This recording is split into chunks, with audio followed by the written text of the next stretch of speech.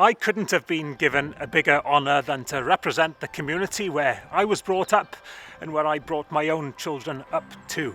And that's what it's about. It's about making the island a better place for our children today and for generations to come. It's why I'll always seek out economic opportunities, helping businesses get the support they need to grow, creating new jobs and securing futures.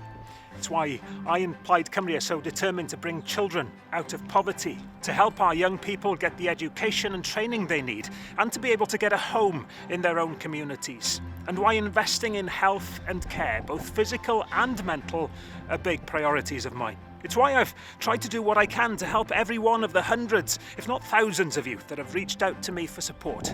And that's what I'll carry on doing.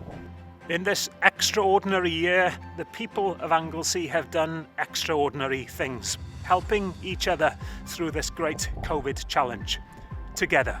It's my honour to work for a better future for you, for your family, for all of us.